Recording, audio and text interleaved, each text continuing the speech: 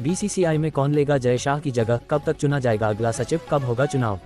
Race में आया नया नाम। रिपोर्ट बीसीसीआई में शाह की जगह लेने की दौड़ में गुजरात के अनिल पटेल और बोर्ड के मौजूदा संयुक्त सचिव देवजीत सैकिया का नाम आगे है।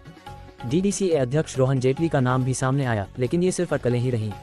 जय शाह के 1 दिसंबर को अंतर्राष्ट्रीय क्रिकेट परिषद आईसीसी के सबसे युवा अध्यक्ष के रूप में कार्यभार संभालने के साथ भारतीय क्रिकेट बोर्ड बीसीसीआई में सचिव का पद खाली हो गया और बोर्ड से जुड़े राज्य संघों के अलावा अधिकारियों को भी अब तक ये पता नहीं है कि उनकी जगह कौन लेगा।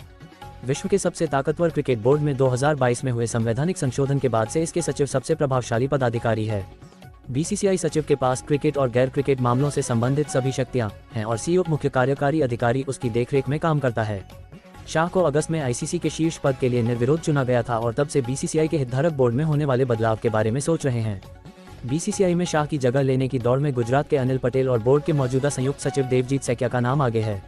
डीडीसीए अध्यक्ष रोहन जेटली का नाम भी सामने आया, लेकिन ये सिर्फ अटकलें ही रहीं। बीसीसीआई के एक प्रशासक ने कहा, हमें नहीं पता कि क्या हो रहा है। हर कोई बीसीसीआई के अधिकारी और राज्य इकाइयां इस मामले पर चुप हैं। सबसे अधिक संभावना है कि संयुक्त सचिव सैकिया फिलहाल अंतरिम होंगे।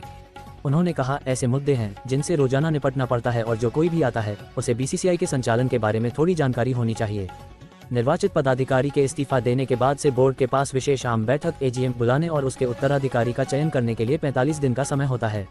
अगर शाह के आईसीसी का कार्यभार संभालने के दिन से 45 दिनों की गणना की जाए तो बोर्ड के पास पद भरने के लिए जनवरी के मध्य तक का समय है।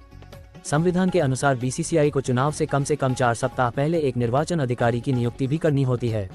राज्य इकाई के एक वरिष्ठ अधिकारी ने कहा कि बोर्ड के पास बदलाव को पूरा करने के लिए पर्याप्त समय है। इस अधिकारी ने कहा, अब तक इस मामले का निपटारा पूरा हो जाना चाहिए था। सचिव को अधिकांश दस्तावेजों पर हस्ताक्षर करने होते हैं। इस मामले को एजीएम सितंबर में उठाया जाना चाहिए था, लेकिन उस समय किसी ने सवाल नहीं उठाया। राज्य इकाई के एक अन्य पदाधिकारी ने कहा, दुनिया की सबसे शक्तिशाली क्रिकेट संस्था बीसीसीआई में अहम फैसले लेने का अधिकार रखने वाले की कमी है। बोर्ड के पदाधिकारियों का मौजूदा 3 साल का कार्यकाल अगले साल सितंबर में खत्म हो रहा है। ऐसे में नए सचिव करीब 1 साल तक कार्यभार संभालेंगे।